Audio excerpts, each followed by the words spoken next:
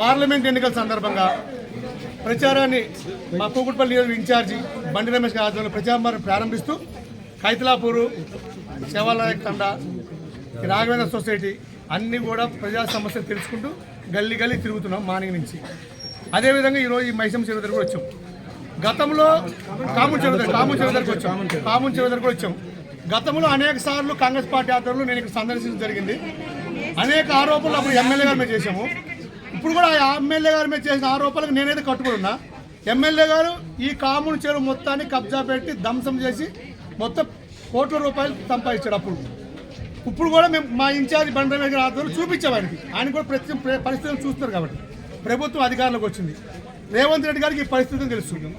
ఇక్కడ ఇల్లు కట్టుకున్న గరీబులకు మొత్తం న్యాయం చేసే విధంగా, ఇళ్ళకి సదుపాయాలు కల్పించే విధంగా ప్రణాళిక చేస్తూ అన్యాయాలు అక్రమాలు సహించదు కాంగ్రెస్ పార్టీని తెలియజేస్తూ మీరు చూస్తున్నారు రాష్ట్ర వ్యాప్తంగా ఈ సమస్యలన్నీ కూడా బండి రమేష్ గారి దృష్టికి తీసుకొస్తూ ఈ కాలనీ వాసులు, మన నాయకు శంకర్ నాయకు, కైల అందరూ ఈ లోకల్ ప్రాంత వాసులు అందరూ కూడా వాళ్ళ సమస్యలు చెప్పారు. గతంలో వాళ్ళ పాటు ఇబ్బందులు, ప్రజలు పడుతున్న ఇబ్బందులు ఇవన్నీ ప్రభుత్వం దృష్టికి తీసుకెళ్ళమని రమేష్ గారి దృష్టికి తీసుకొచ్చారు. మా కాంగ్రెస్ పార్టీ నాయకులు మేమందరం కూడా తిరిగాము, చూసాము. 2 విషయాలు స్పష్టంగా చెప్పదలుచున్నాం.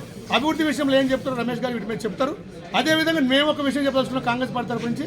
ఇక్కడ జరిగిన అన్యాయాల విషయంలో ఎమ్మెల్యే గారు కాదు, రేపు కాంగ్రెస్ పార్టీలో వస్తామని ప్రయత్నాలు చేసిన అన్యాయాలే సహించే క్వశ్చనే లేదు. ఇలాంటి చెరువులు అనేక కబ్జాలు పెట్టారు. ఇవన్నీ కూడా మా ఇన్ఛార్జి బండి రమేష్ గారి దృష్టికి నిశ్చితంగా పరిశీలించే విధంగా దృష్టికి తీసుకెళ్తాము. ఆయన ముఖ్యమంత్రి గారి దృష్టికి తీసుకెళ్తాడు.